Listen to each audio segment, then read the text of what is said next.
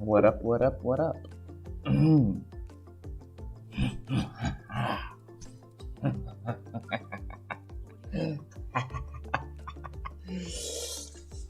I just want to do something.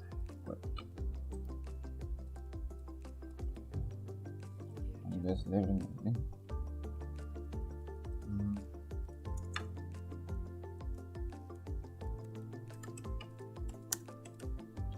Oh, frick, man. Frick. We already have 3 viewers. Gosh, damn. How y'all doing? How are you guys doing? I'm gonna start the stream in a bit. Ready.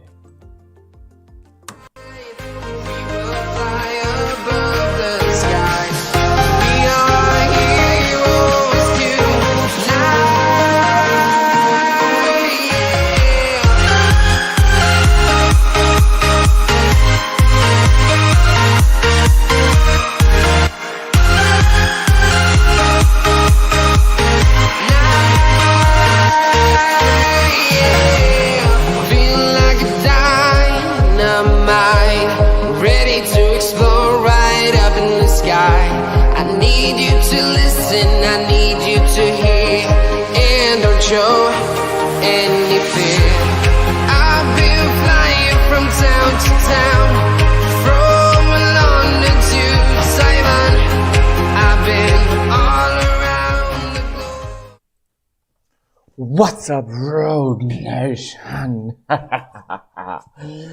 We are back with not the highly requested thing, but with the fairly enjoyable content I like to make. The ominous music intensifies. I think we can put it there. I hope it's not copyrighted, hopefully. Okay, so first of all, before we begin with story time, for my new viewers, welcome to the Rogue Nation. 51 subscribers. Last time I did this, I was on 20 subscribers. Like, no joke, I was on 20 subscribers. Oh, there's my Reddit account. I think, wait, let me move this there for you guys. Last time I was here, or did story time, I was on 20 subscribers. Now we're on 51. My last story time was 2 or 3 months ago. I don't know why I stopped. Because I wanted to do it, and then I did it, and then I just didn't do it. I've got hot chocolate. I've got freaking hot chocolate. Anyway, for those of you who don't know, I had a series called Scary Story Time, where I browsed through scary stories of Reddit, and I think I should sit back a tad bit. I read through scary stories and I told a few of my scary stories. I'm not going to tell my scary stories in this stream, because I already did it like in my other stream, so go check that out. I think my very first scary story time, I told the story of my friend being a potential serial killer, so go check that out. That was a very fun stream. But yeah, we're back with scary story time. I just want to hear if the music is still okay. I already did it like my other stream, so go check that out. Okay, I think I have to tune up the volume of my YouTube. A fudge. Let's turn this a tad bit up. Okay. So, this was 7 hours ago. Should we do top of this week? I think let's start with that. Top of this week.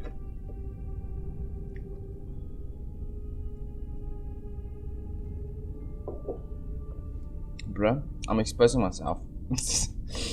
Okay, there we go. This is better than we can see everything there. Anyway, let's get on with this. This thing was wearing my boyfriend's. Oh fuck! This was a week ago. all see a photo board. Dudes, I'm addicted to my freaking stuff. Ads, screw away.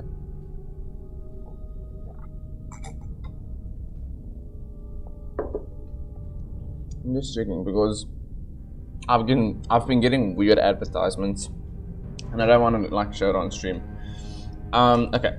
The thing was wearing my boyfriend's skin. Georgia, can you please open the door? It's getting rather chilly out here, Charlie said, smiling as I looked at him through the peephole.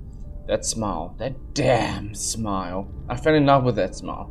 Every time I saw it, I would feel a sense of warmth and safety. The world made sense when I saw him smile. But right now, that smile told me to the very core. Go away, you are not Charlie, I shouted. I'm hoping to mask the fear I was feeling. It didn't seem to work because Charlie chuckled. Don't be silly, Georgie. Of course I'm Charlie, he replied, his voice strained and raspy. It sounded he'd been screaming for hours, and his voice was starting, why is my frickin' thing going to my next stream? His whole appearance looked tired, exhausted. His skin was sickly pale, and his eyes were almost orange, like he's been up for days. He was terribly skinny, like he's been in a concentration camp for weeks. I could see his ribcage through his black leather jacket. Just get out of here, I yelled. Honey, please let me in. I'll die of hypothermia out here, Charlie said. You're not supposed to be here. You're dead, I shouted. Now, Georgia, that's not true, and you know it, Charlie replied like he was talking to a child. Don't now Georgie me, or Georgia. I'm just gonna call her Georgie. You were stabbed to death at the park. The police called me when that happened. When I got the news, I felt like someone punched me in the stomach. The love of my life was dead. I felt my whole world was falling apart. I was at your damn funeral, I said. Oh yeah, that's true. Okay, should I just sit a tad bit back? No, because my face is covering my whole camera section. Hopefully that's better. Oh yeah, that's true. I'm sorry about that. It wasn't my intention to be away from you this long, but I'm here now. That's the bright side, I guess. Charlie chuckled softly. I started to weep. My head was spinning. This whole situation felt like a dream. Oh, don't cry. Come on now. Those blades piercing my flesh and body hurt like hell. But at the same time, I've never felt so alive. I was full with such thrill. I wanted it to last forever. I may have died, but at that moment I felt alive, Charlie replied. Shut up, you psychobabble, I yelled. As I lowered into the earth, I pondered. It was selfish of me to keep his level of pleasure to myself. I believe that was the whole world should experience this joy. I shed my mortal shell and metamorphosized into a higher being, Charlie said. The doorknob turned, but I already locked it. If you don't leave now, I'm going to shoot you, I bluffed. Charlie, instead of being imitated, just chuckled. Bullets don't work, Georgia. Before I came here, I liberated a man at a bus stop. I thought about how easy it would be to just snap his neck. So I did it. It turns out he had a terror ringer, in his pocket because he shot me in the chest. The look on his face when he realized that the gunshot had no effect on me was priceless. I choked the old prick out with my left hand. He was screaming and crying so loud. It was pathetic, really. You're not the real Charlie. Get the hell away from me, I shouted. Please, stop calling me Charlie. I was given a new lease on life. So I have a new name from now on. Call me Dixie. Okay, I'm not gonna make that serious. Call me Dixie, Charlie shouted all the while still flashing me his famous smile. He tried to twist he tried twisting the doorknob again, but it won't budge. Georgia, this isn't funny anymore. Open the fucking door, Charlie shouted, running to the door with his shoulder. Panicked, I looked frantically for someone heavy to block the door with. The doors were made out of heavy oak, not like the plastic cardboard crap in most homes. This was actually Charlie's grandpa's old house. He was a rather paranoid man, so he turned this place into somewhat of a fortress. The only way he could get in was if he had a fire axe. I wanted something to block that door. The only thing I could find was the bookshelf. I used all my strength to push the heavy case in front of the door. Charlie, Dixie, or whoever the hell he was out there was just pounding and scratching on the door like a rabid animal. I kept pushing the bookcase, struggling all the way. I finally got the damn thing in front of the door. The thing outside was thrashing wildly. It caused the photo on the wall to fall and shatter. It was a photo of me and Charlie at the lake. We looked so happy. It made me sob. Just then, thrashing and screaming stopped. I looked out at the people again. The thing outside was quietly weeping. It glanced at the peephole for a brief second. I saw Charlie's blue eyes. I'm sorry. He's making me do this, he whispered. The thing's orange eyes swelled up again. A hearty laugh erupted from its mouth. I get it, you have cold feet about being liberated. I understand. This thing is new for me too.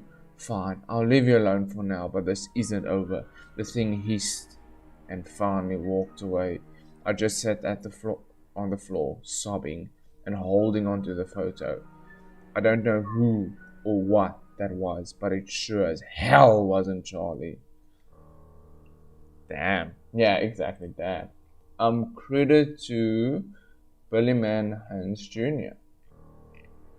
Damn, that was a really good story. Not scary, but it was really good.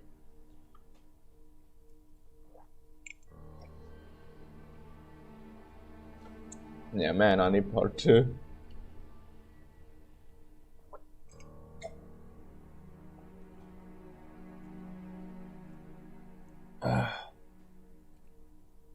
I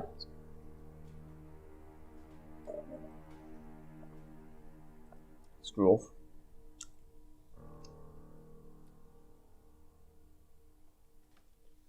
Okay. Yes, I'm thinking.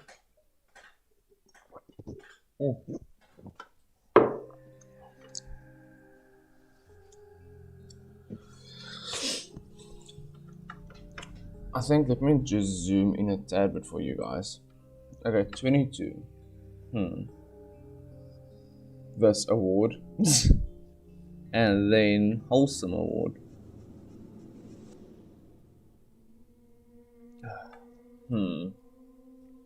Nah, it was weird seeing human in cages inside a zoo. The rule of 3.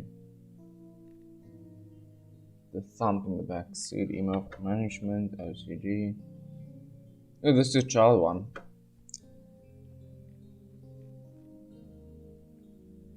Okay, this is an actual short one. Let's do this. OCD. Credit goes to Prophetic C. This was one day ago. Daniel was an odd child. Even as a baby, his parents would note that he wasn't much of a crier and never seemed amused by traditional baby toys, peekaboo games, or cute little baby activities. As he became a toddler and seemed to always be busy, but not playing like the other kids, he wouldn't straighten things out that needed it, or at least he felt they needed it. He would adjust the rug, his plates, silverware, and on occasion his mother even caught him climbing furniture just to adjust hanging furniture. It was only as he got older and refused to speak that his parents felt something might actually be wrong with him. When they took him to the doctor to be evaluated, they finally got the news they were looking for: high-end autism with severe case of OCD. Oh. The parents were relieved to finally know what they could do to help their son grow and develop. With much therapy along with few medication, Daniel became a bright young boy who finally blossomed, talking, playing with his friends. There were only ever some signs of his OCD, but they were manageable. His autism became a part of him, not his defining feature. It was around the time that they had their second child that the parents, after googling for a few hours, decided that maybe their first child didn't have any of those things. It was just simply misdiagnosis on the doctor's part. They decided then and there that he should stop his medication routine. The first night they brought their daughter home, it was around 2 a.m., that the father woke up with the sound of tapping. In a quick succession of I can't read this. In a quick succession of 3 each time. In the dining room, he went out to find his son hunched over the kitchen table, tapping the same beat over and over into the wood. He hadn't seen his son do this little ritual since before the diagnosis. As he approached his son mumbling to himself over and over, legs, arms, spine wasn't straight now. It is. Legs, arms, spine wasn't straight now. It is. Legs, arms, spine wasn't straight now. It is. It seemed it was then the father heard his wife screaming from the baby's room. Daniel seemed to snap out of the ritual and look at his father. It's okay, Dad. I made her straight. She snapped a few times, but she's straight now.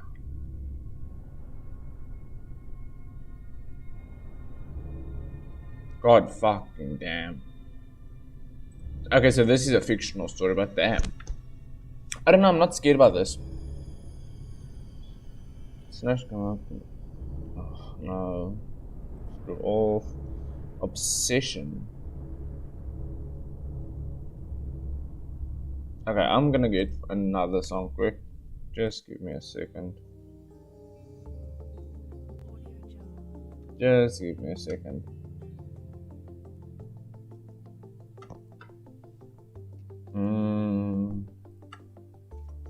I'm just gonna get another song for us because this isn't giving me the scary mood.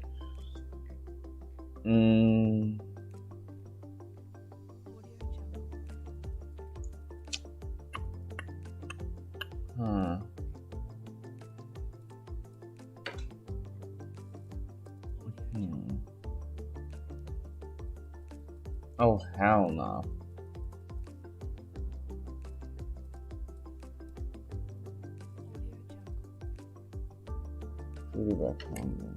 And that's not creepy because horror doesn't work apparently.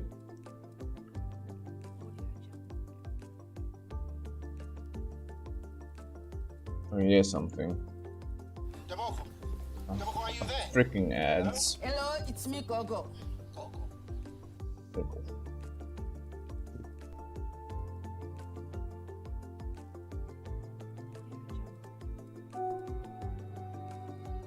Oh, this is scary.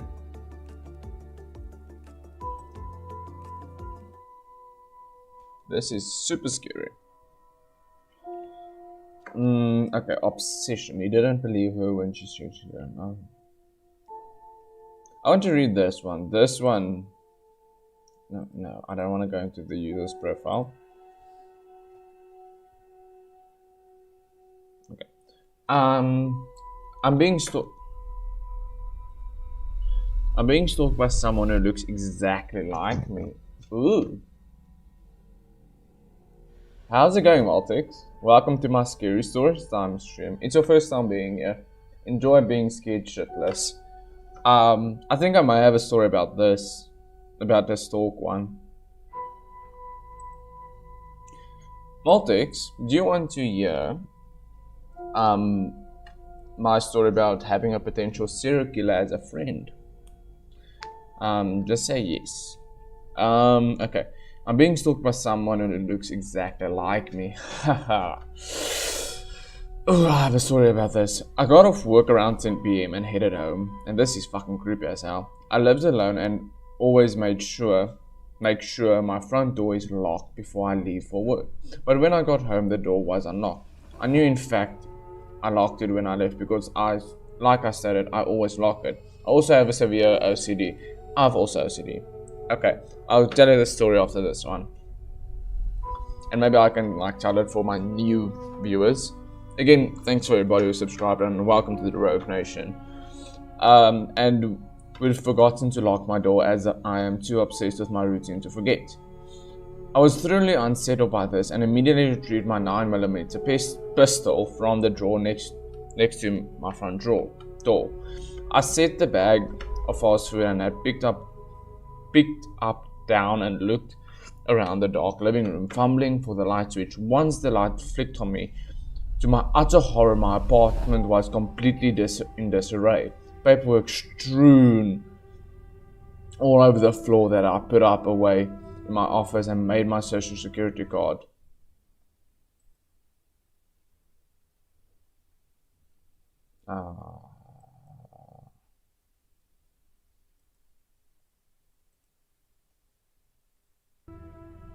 There we go.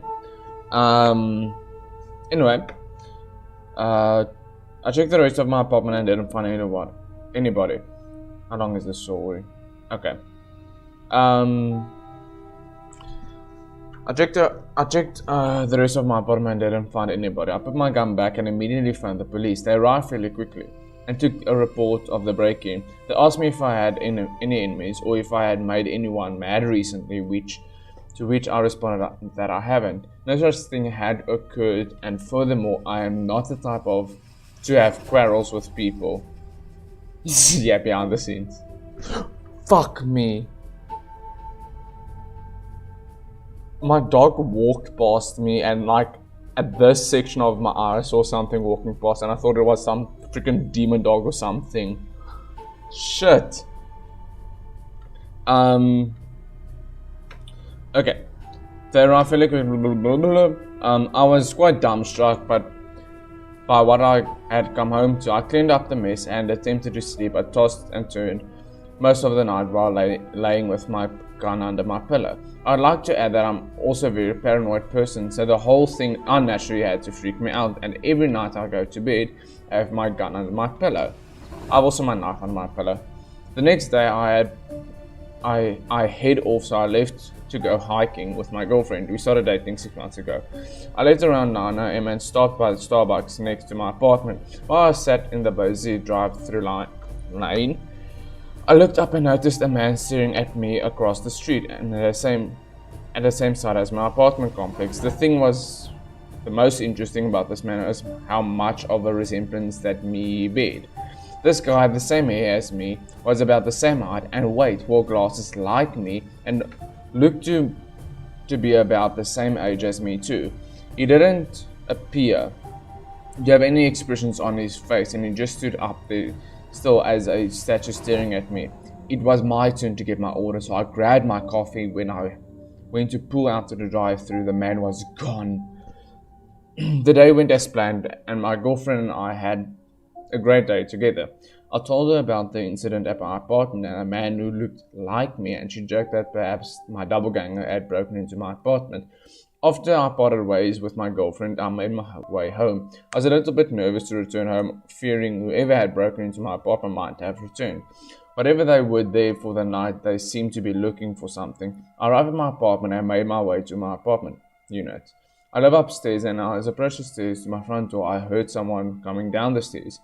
I was still a good distance from the stairwell, and I was alarmed as I didn't have a neighbor that lived upstairs. Therefore, no one should have been coming down those stairs. I stopped to see who it was, and to my shock, it was none other than the same man I had seen earlier that morning. Ooh! He walked quickly and looked down as he walked. I shouted at him to stop, but as soon as he heard me, he took off running and hopped to the fence that separated the apartment complex from a large field and disappeared into the night. I ran upstairs to my apartment and tried to doorknob once again unlocked. I went inside and I was horrified. All over the walls, my living room, were pictures of me and my girlfriend from that day.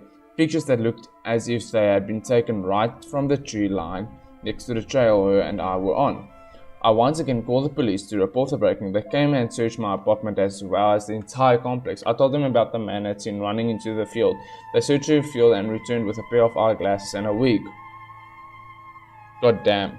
The police took the items they found into evidence and opened a case.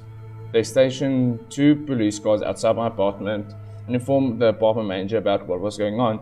It's been almost a week since all this started and nothing else had happened.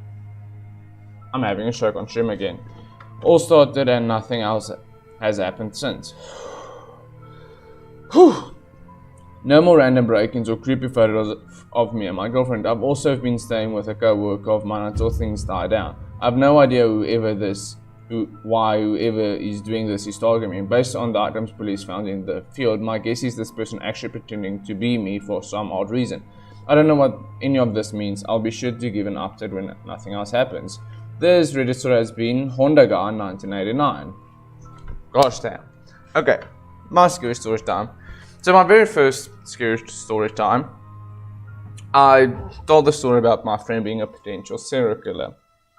Now I'm saying this story again for my new viewers and whoever comes across my stream again. So this was in grade 8, right? And I didn't have any friends in grade 8. So, well, I did. I had Astro, but we parted ways after the second term. So I met this friend named D. I'm not gonna say his whole name. And me and D instantly clicked because we both were outcasts.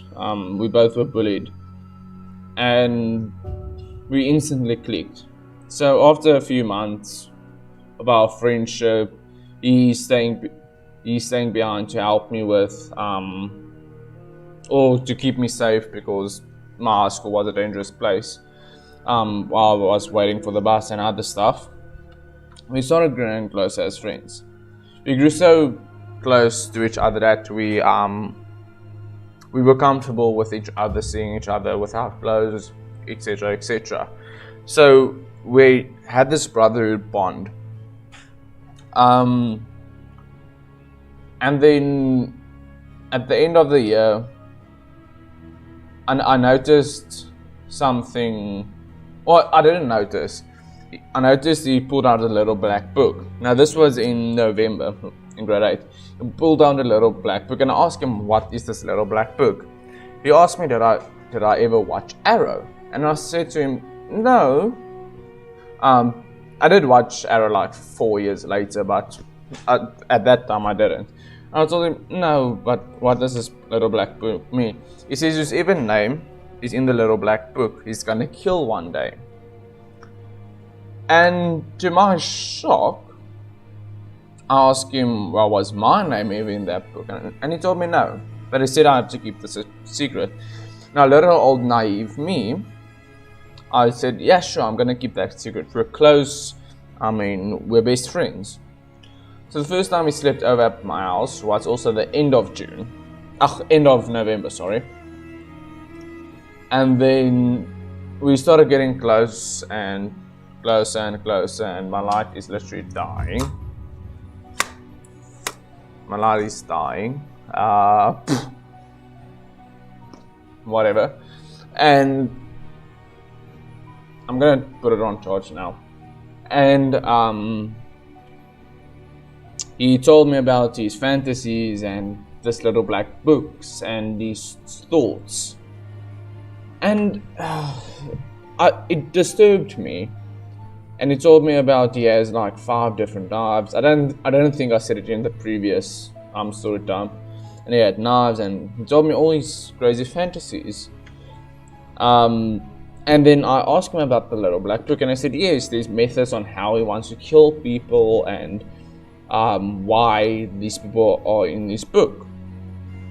And I asked him, can I see who's in the book? And I said, not yet. He told me not yet. So after that, we grew extremely close and closer and closer. And by December, we hanged out a lot, and then I found out he failed grade 8. So I told him that wouldn't change our friendship because, we could be in different grades. I really don't care. As long as we still remain friends, because he was really a great friend of mine. Beginning of grade 9, January, I met this girl who was in grade 8. and we started off as friends and we got into a relationship. And then me and Dee's friendship kind of grew strained because he started acting really weird. He started stalking people. And he started stalking one of my friends' girlfriends at that time. And I asked him about it, why is he stalking people? And he said, no, because if no one can have her, or if he can't have her, then no one can have her. And that sounded really weird to me. And then he told me that he's gonna stop by my friend's house to pay him a visit. In quotes, pay him a visit. The next day I found out that he actually went to his house planning on murdering him, because he told me this. And I asked him, why were you planning on murdering him? Oh no, because his name is in the little black book. And then I asked Dee if my name was in his little black book. And he said no, because he liked me from day one. And one day while we were waiting for the bus, he had his bag full of stuff. He had rope, he had knives, he had a gun. And I asked him, what's with all this equipment? And he said, no, he's gonna hunt with his dad for the weekend. This was on a Friday. And then when he climbed off the bus, I remembered, but he doesn't have a dad. Personal reasons, but he doesn't have a dad.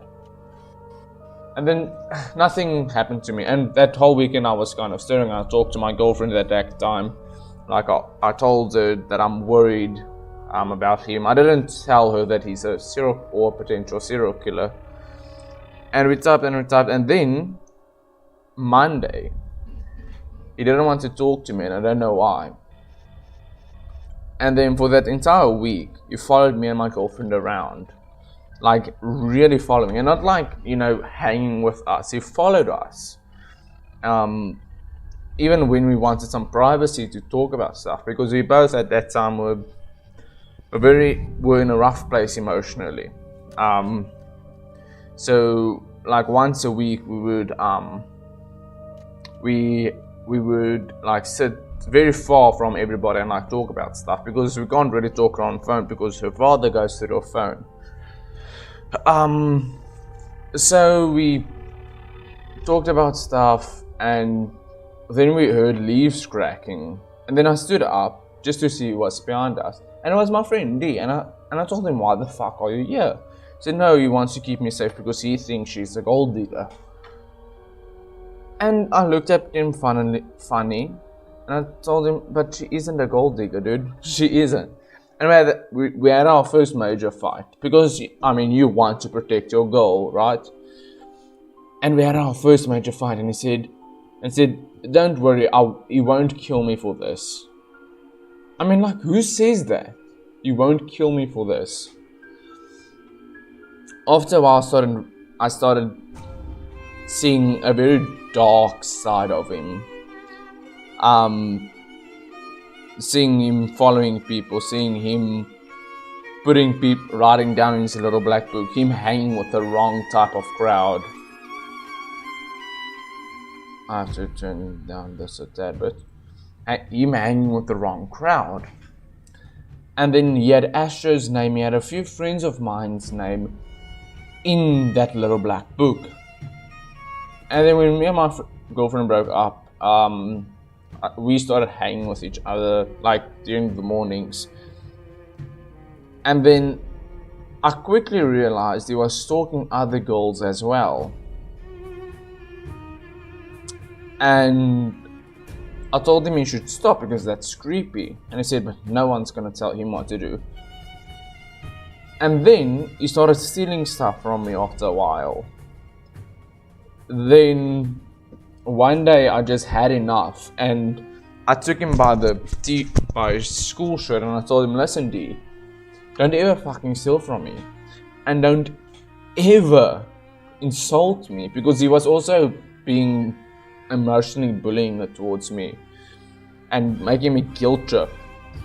and we had a really big fight.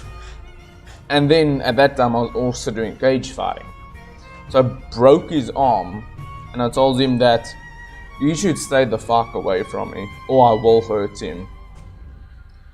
Then one day he didn't come to school, 1 week he didn't come to school, 1 month he didn't come to school. Then I heard he dropped out.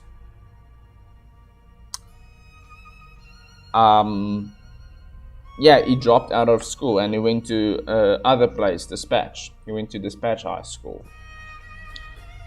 And then I asked him on Facebook like later that year, why did he switch schools? And he said no, because he can't deal with stuff.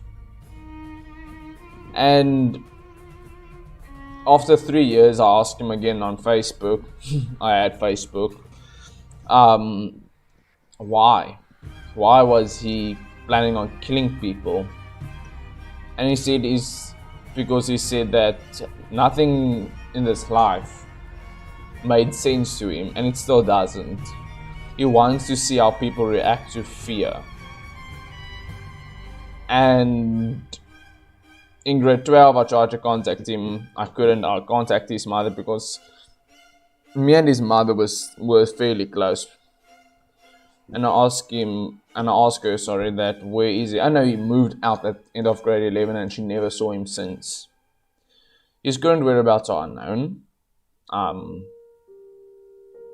I discussed it in my previous stories time that I think he was a killer, a potential serial killer.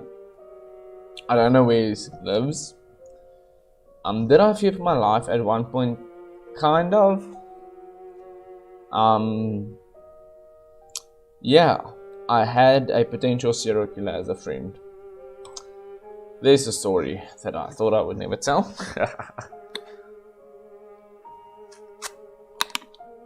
Okay, I'm gonna be right back.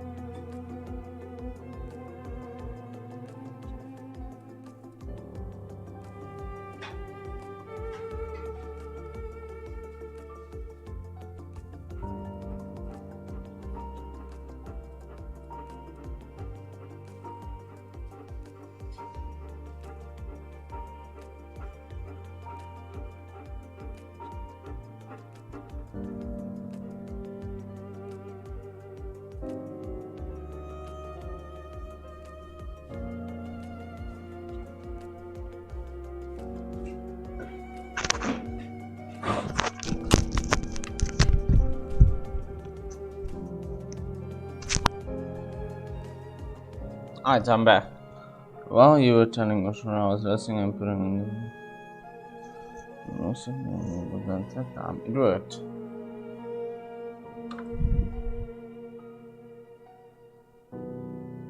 Alex, you are more than welcome to tell your story. This is the fun part about Scary Story Time. People telling their stories.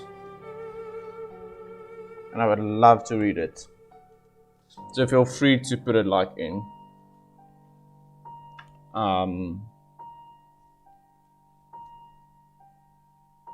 Feel free to put it in.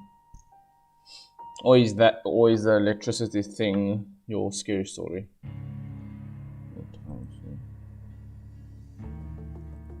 Damn. Okay, let's go to creepy stories now. Creepy stories.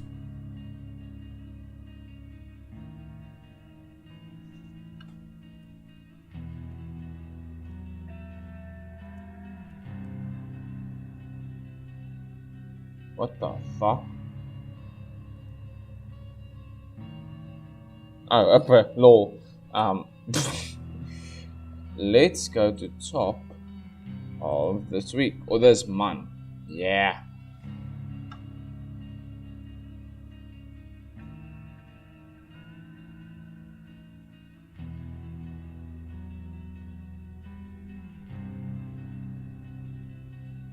Hi, Weather King. How's it going? How's it going? A night to remember. Tell me a story that takes 2 minutes. I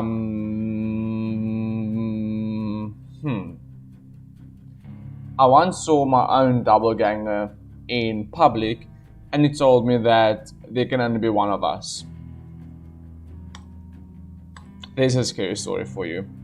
I saw my own doppelganger, and he told me there could be only one of us. And that's the true story. A night to remember.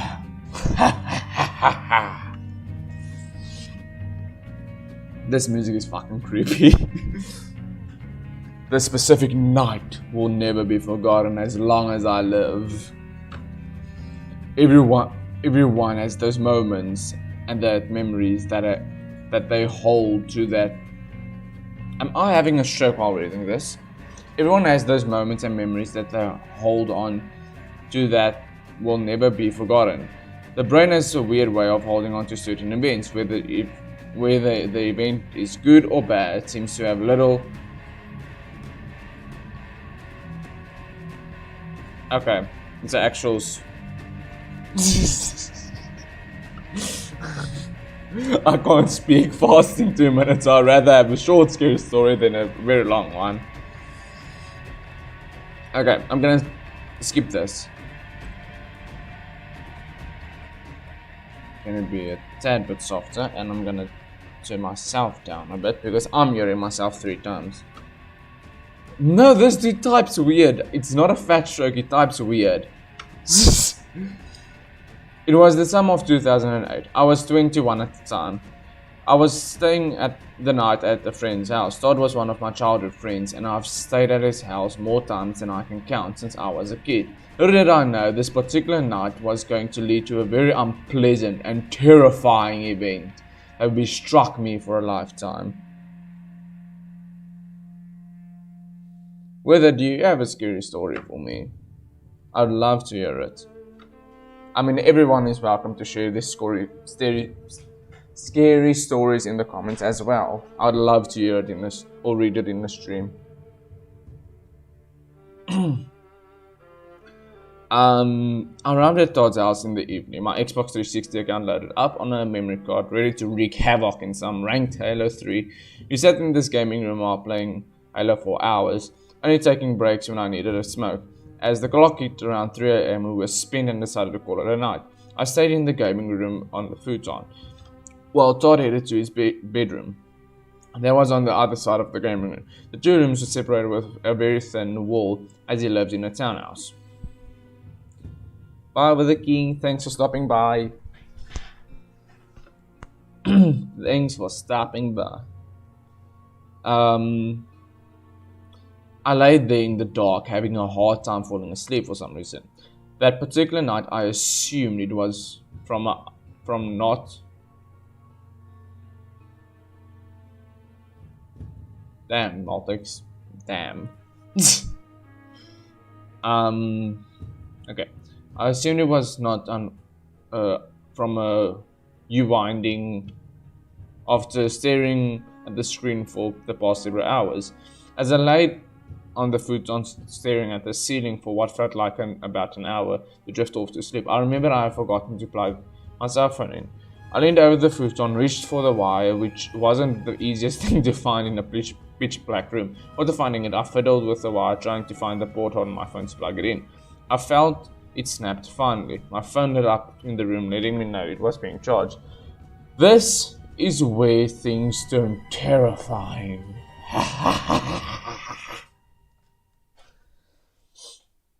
I looked up at the ceiling to see this black mass comforting back and forth.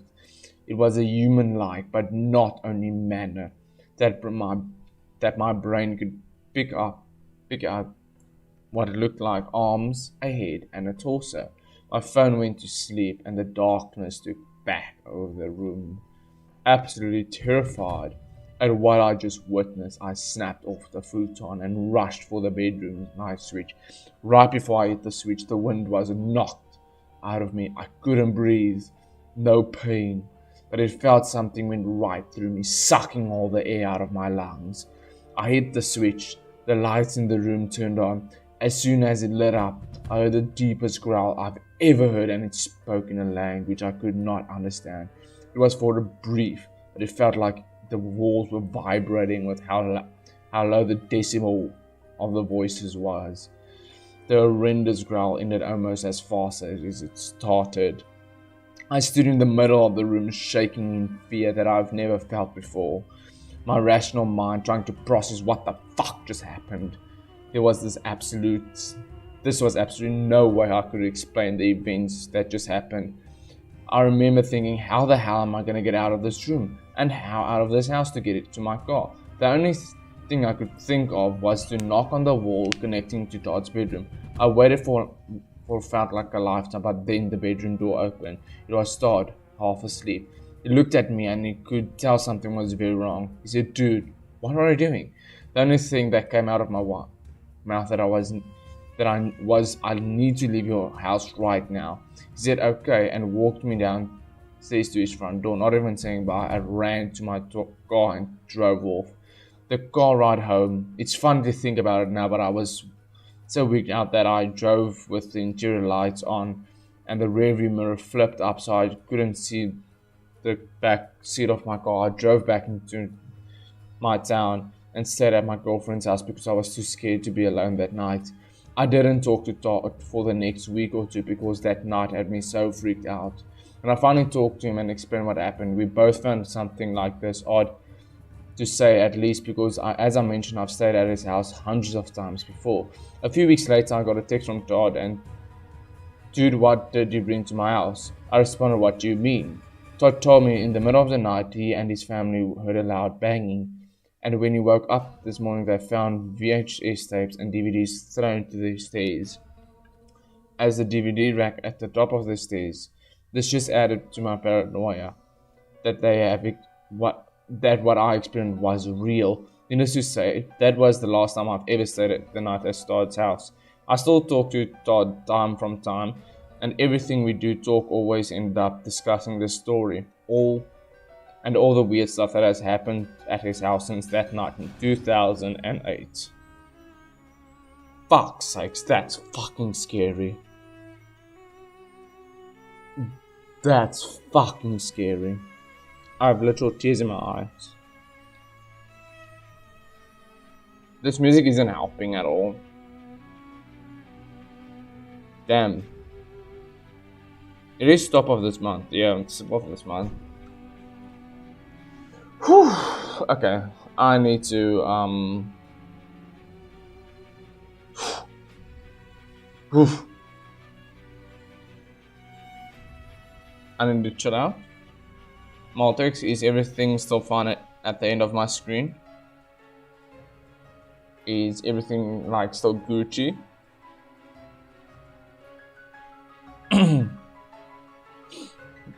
Because I can't see from my end.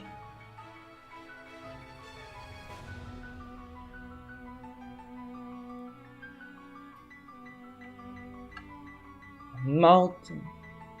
I'm touched. Maltex can touch me. No, I'm joking.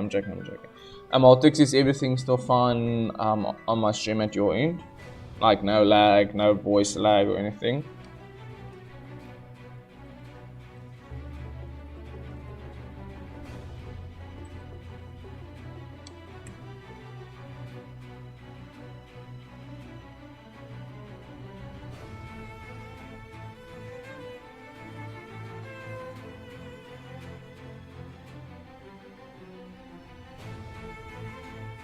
I'm still waiting for Multics.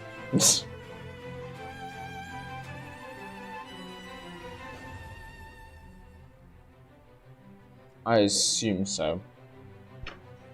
Okay, an odd experience. Okay, thanks, Multics. Wait, I didn't give credit to the dude. Credit to the wall has poison. Nice. Odd experience. Let's go. No comments. Okay. One day. Okay. Well, I mean your voice strokes out sometimes, so it's kind of voice label. That's all.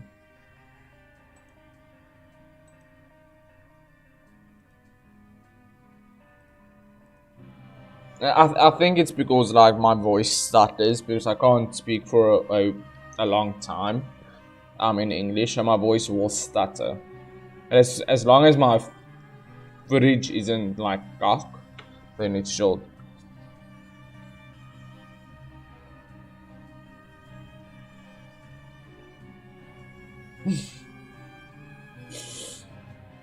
I got an odd experience. One day, me and my ex-friend that we will call Fred, went out to his backyard gate into this little woodsy path that led to an abandoned house with a little shed on the side of it. Anyways, me and Fred went to the abandoned house and just stared at the shed's windows, and out of the windows I saw a faded hand and one of them, and I just ran with Frank confusing running. Admin lady asked me. My mind was playing tricks on me. Okay. I quickly skimmed through the freaking thing. It doesn't look like a scary story. But I just make my glasses worse. A weird experience. Bathroom mine. Okay. Well, let's do top of all time.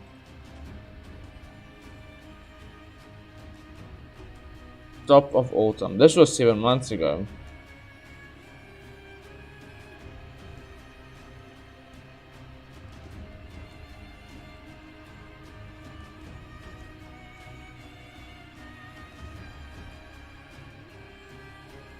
Ooh, here's a dark web one. Now, I know I have read this one. Yeah. Yeah, I have read this one. On my own, not like on stream.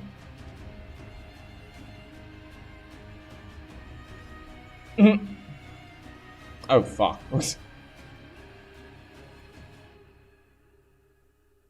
Ooh, here's a gut feeling one.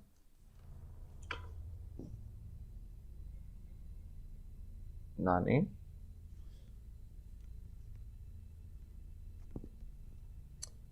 That was going home after the weekend. Credit goes to Hikura Nekuta. That was going home after the weekend, and it was just outside the block I live in his car. By the way, Maltix, you want to chat tonight? Like, chat on WhatsApp. In his car. He called me on his phone saying he forgot his wallet and asked me to bring it to him. I quickly took my jacket, put my shoes on, and went downstairs. The light went off when I was on the second floor. I lived on the fourth floor, and there are light switches that turn the lamps on for a minute after you have to push the button again. I wanted to turn it back on, but my gut yelled, "Stop!" I waited for a minute or so in the darkness. I could hear faint breathing coming from the floor below. It's like a man. Soon enough, he left. On the landing, there were two big windows. I looked through them, and it was just the man exited. Guess what? He was holding a knife. Damn. The amount of gut instincts I had that saved my fucking ass. Like that could be a literal video.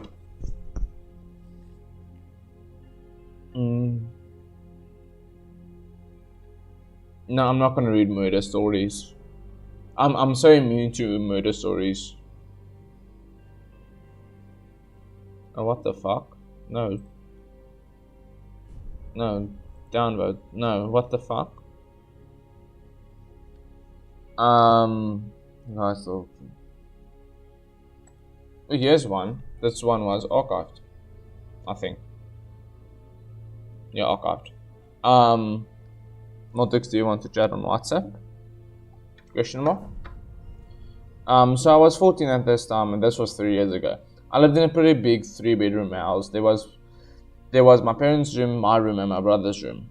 In my room, there was a closet attached to the wall. I never really opened it.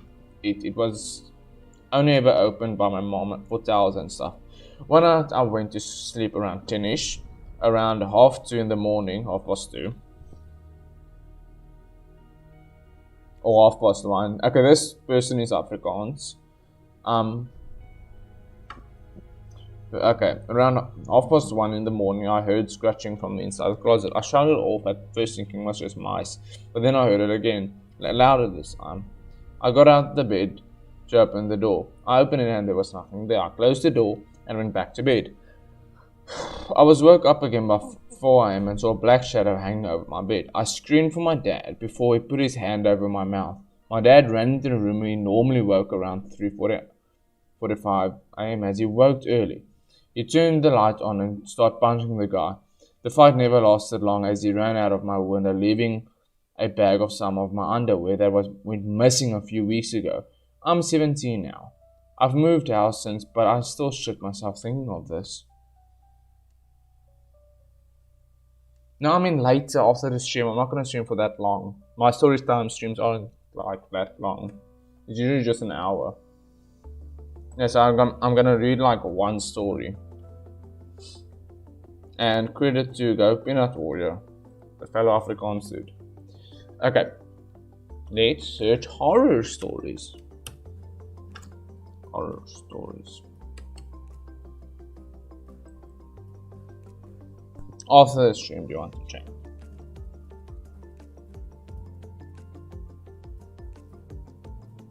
I'm not gonna do creepypasta, sorry.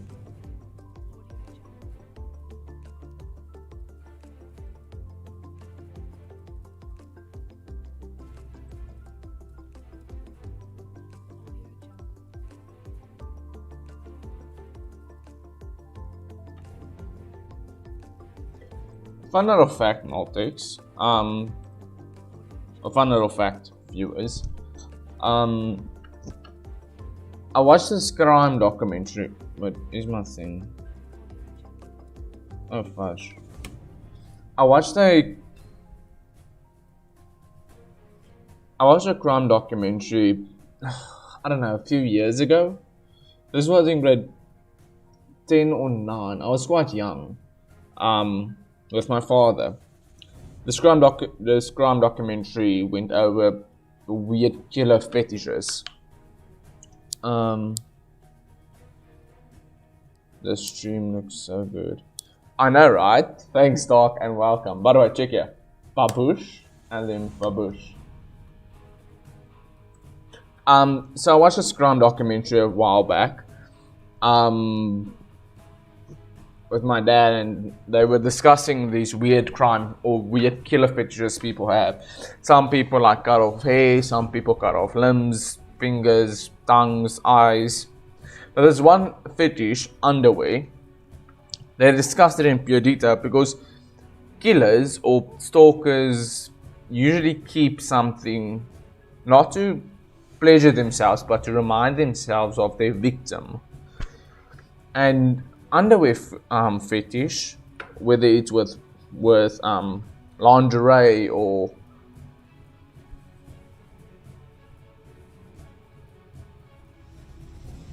nah, it's Twitch settings. I'm using my current Twitch settings on my YouTube.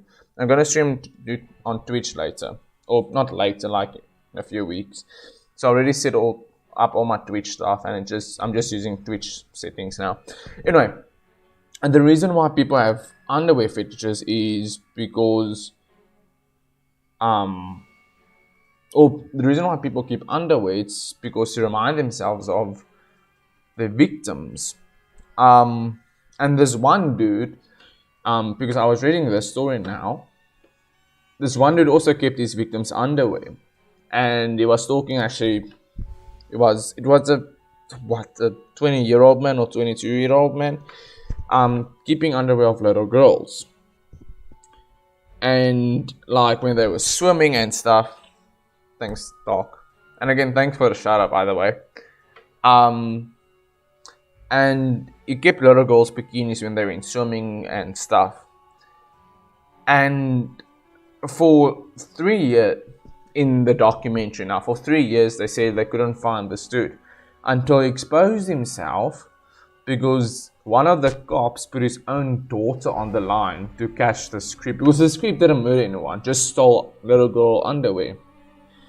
And he said the reason why he did that it's to remind him of a childhood he never had. Oh fuck. To remind him of a childhood he never had. And that he wants to let children feel the same pain he did as a child. And I'm like, what the actual fuck? Like, what the actual fuck? Like, here are horror stories.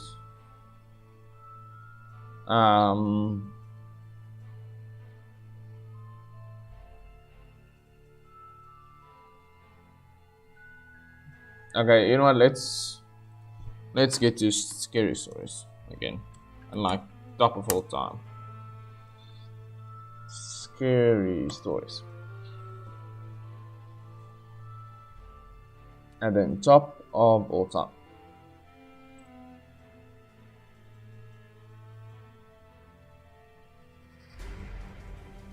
This was 21 days ago. Wow, this is the meme.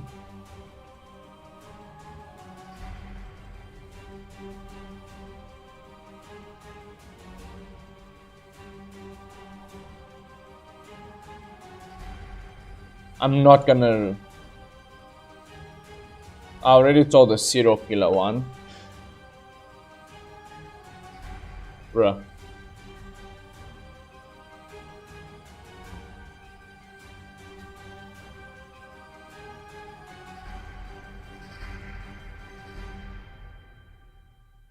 And this is a fictional one.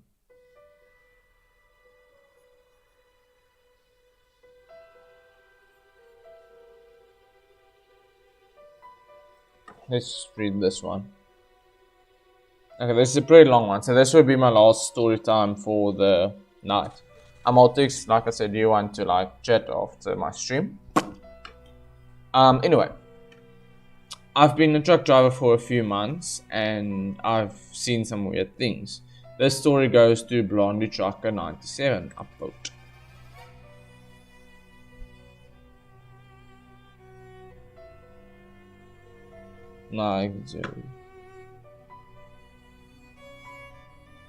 So you got paid nothing? I got paid last night, like... Yeah, 0000, I don't know what.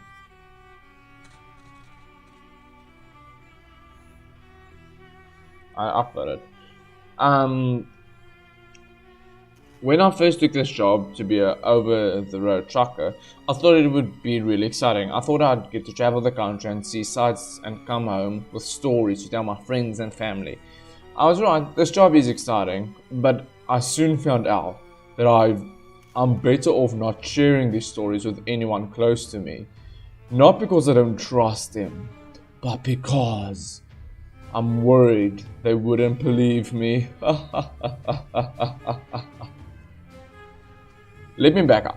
My name is Brittany. I'm 22 years old, and I've been driving with a rather large company for a few months now. Thanks. With a that I won't name due to obvious reasons ever since my training. Okay, okay. Oh, but I don't know. $12? Question mark.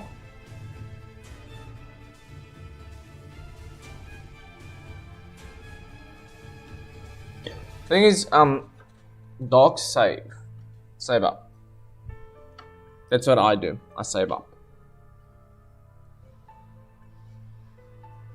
Because you never know when you need that money. Just save up. Because you're still living with your parents' financial stuff. Okay. Ever since my training ended, I got my own truck and started solo. I've seen some pretty weird shit. When you're driving in loneliest road in America, yeah, that's a real name. In the middle of nowhere, Nevada, things can start to get to you. I suppose it was only a matter of time before I saw something out in the desert new. I mean, if you want to, but like I said, save up. Because don't spend your... Wait, top right, wait, what?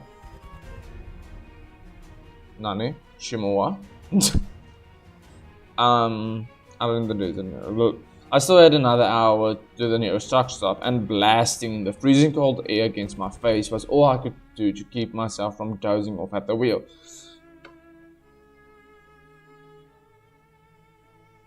Okay, no problem, Altix. Just message me when you want to WhatsApp. Okay. Irresponsible, I know, but until you've worked this job, you don't understand how much slack comes with it. I was driving this highway in the desert, in the pitch blackness of cold summer night, when suddenly something runs out in the road in front of me. Before I can even react, it's gone across the other side of the bushes. I barely got a good look at it, but I could have sworn it looked like a large white dog. Faster than the dog I've ever seen. I just tried to ignore it and keep driving. I see animals crossing the road at night all the time. It didn't seem like anything to get worked up about. Not even a minute later, I feel my truck lurch to the left and onto the other lane. I quickly try to swerve and to correct it, and easily step on brakes so I don't wreck it. I could be easy jackknife an 80,000-pound metal death machine. I slowed down and regained control. I look for the nearest pullover spot so I can see what the hell just hit my rig. Fuck, I can't see. I can't speak. BRB. And see if there's any damage. Once I find a spot and turn off, hit my brakes and hop out. I walk around the other side and see a large dent in the side of my trailer. What the fuck? I say to myself as I walk over to inspect the side of the trailer. It's a huge dent, at least 5 feet wide and tall. No real shape to it, just a general dent. I can't imagine what could have hit me. My first thought was maybe a boulder rolled down from the other side of the hill and smashed into me. But I didn't think I was driving next to my hills or mountains. As far as I knew, it was a flat desert. Oof. I hear the sound of dirt crunching under a footfall behind me, and I turn around. My breath catches in my throat and my stomach drops as I see what's standing not 50 feet away from me. It's a large, menacing and white. I can't even find the words to describe what this thing looks like. Damn. It looked like a very large dog, and that's a stretch. It stood on 2 short, stout legs with long forearms reaching down past its knees. Its shoulders were broad and heaving, as if it had just run a marathon. Its head was mostly shaped like a wolf, with a large snout filled with razor-sharp teeth, buried in a snarl, saliva dripping from its maw. Its jet black eyes bored right through me, filled with hatred and hunger. I couldn't move. I was frozen in place. This creature stood between me and my only salvation, my truck. We stared at one another for a moment until I broke the silence. "You're one ugly motherfucker," I said. It snarled at me, then very unexpectedly turned and walked away slowly, using all 4 its limbs, receding into the bushes and into the night. I stood there for what felt like several minutes, wondering if it would jump out and feed on my flesh at any moment. It never came back. I ran around in front of my truck and jumped inside, locking the door quickly and flooring it as fast as you can floor a 18-wheeler, which is not at all. Soon as I was back on the highway and barreling down as if my life depended on it, for a while it felt like that. Within half an hour I found myself at the truck stop and shut down for the night. Sleep was difficult that night. I was certain every noise I heard was a damn creature returning. Luckily, the night went on without another incident. I have more stories to tell, but this is getting long, so I'll have to stop here. Remember, guys, be careful out there on the road. You never know what else is out there. B. What the fuck? Upvote. Okay, I'm gonna read the comments because I'm curious about this. Sounds like a skinwalker. Very common sighting in the southwest, and they are witches who can possess and turn into animals. Most commonly seen as coyotes, wolves, and cougars, bears, etc. People commonly say their eyes are not of an animal, of something different. I've heard stories where people become possessed by locking eyes with a skinwalker. So good thing you got away. Quite interesting read. All these skinwalker stories are even real. I keep hearing about them and yet nobody does anything. Everyone keeps talking about them but nobody takes action. Will the government do anything about this? Is this even real? Proof they're witches? Government, do something, are you insane or uneducated? We're not in the 16th and 17th centuries and the witch finder general is long gone, or would you say the government agent or that variety burn you at stake after an investigation for evidence like old Nelly scam or curd. What the fuck? I can't. Yeah, sorry, you actually need some education. Fudge me. Can you even speak?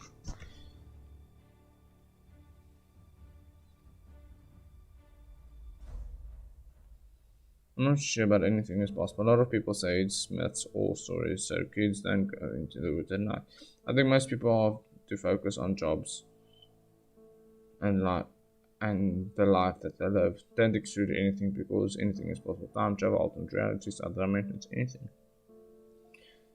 They sent scientists to a ranch named Skinwalker Ranch. They made a movie about it, I think. But there are documentaries on the ranch, ghost adventures with them. Wait, I'm curious now. What do skinwalkers look like? Skinwalkers.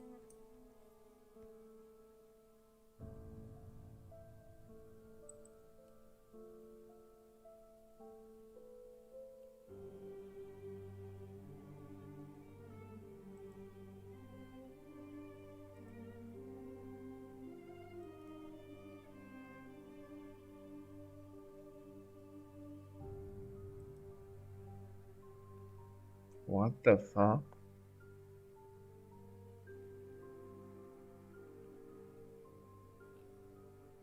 I'm not gonna sleep tonight. I'm actually not gonna sleep tonight. I'm actually not gonna sleep tonight.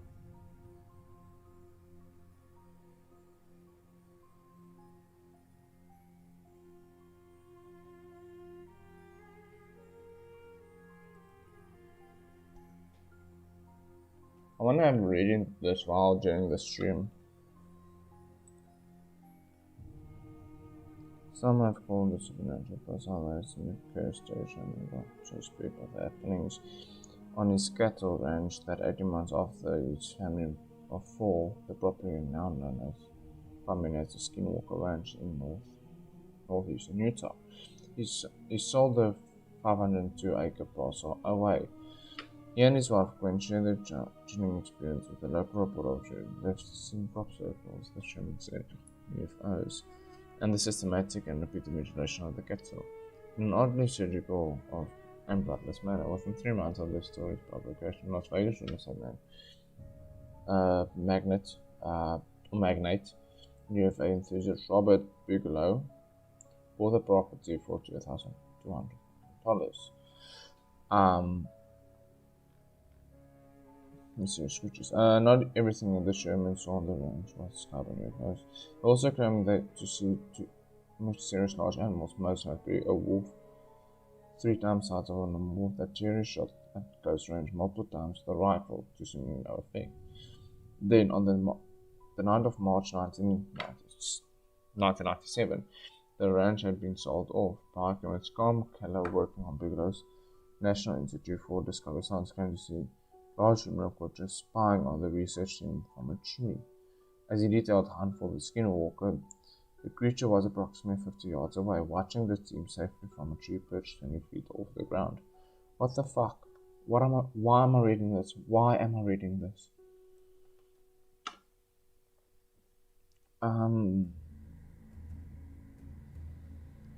As he detailed the hunt for Skinwalker, the creature was approximately 50 yards away, watching the gym session happen. A large creature that lay motionless, almost casually in the tree. Cicada. The only indication of the beast's presence within was the penetrating yellow light of its unblinking eyes as they stared fixedly back into night. Of the killer fired at the creature with a rifle, it disappeared. It was then that I saw a single obvious oval track about 6 inches in diameter embedded deeply in the patch of snow. It looked unusual, a single large print in the snow with two sharp claws protruding from the rear of the mark, going a couple of inches deeper. It almost looked like a bird of prey, maybe a raptor print, but huge and thick.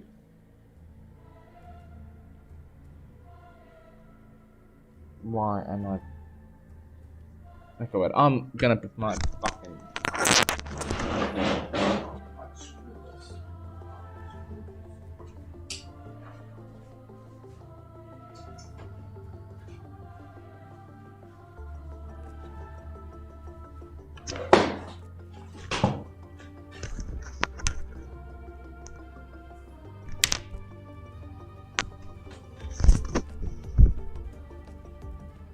Like, honestly to God, screw this. Repeated sightings of a human-like creature have led some to invoke the name Skinwalker, shape-shifting character from the Navajo tribal folklore. Among the Navajo, skinwalkers are like werewolves, evil witches who can transform themselves into a creature of their choosing. I'll move this a tad bit.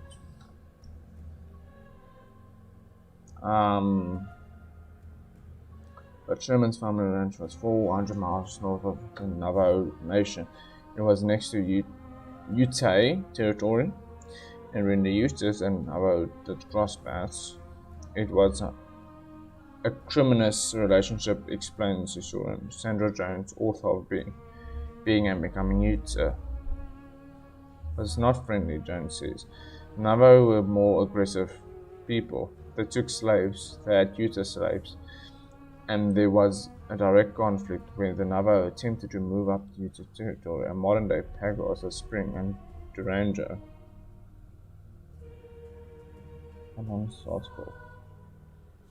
While skinwalkers don't feature in Utah regions, there are still aspects of the ranch that make sense to the Utah law. Other strange sightings that have occurred directly next door in Bottle Hollow, 420 nice acre man-made reservoir in Utah had a botany with the ranch, which was filled with fresh water. 1975 federal government mandate.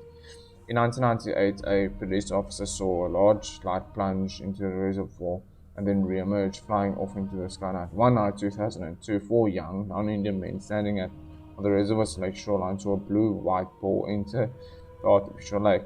According to the hunt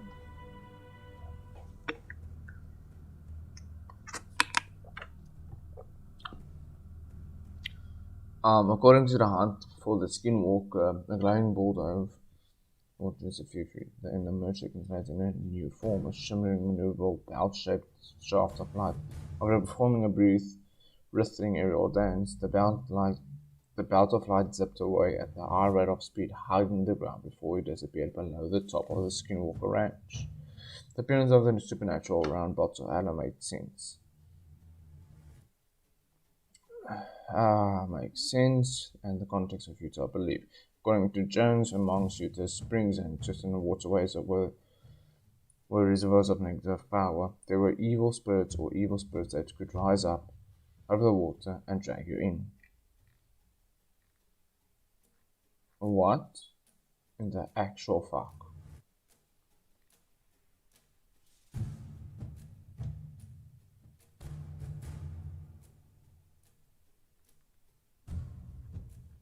Is this how they look?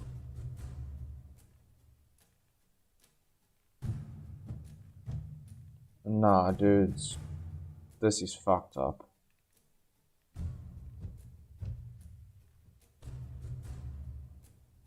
This is super fucked up. I'm not gonna sleep tonight.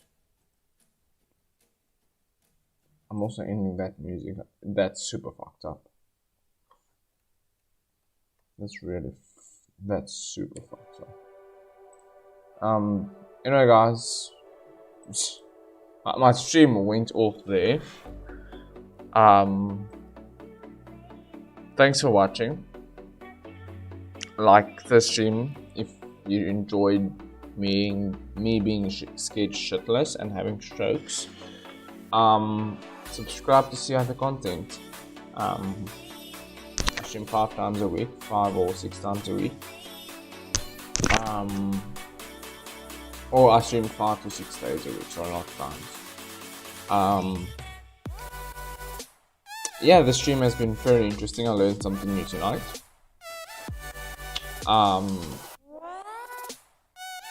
And I don't know when the next scary story time will be. But there guys, follow me on Twitter, stay safe.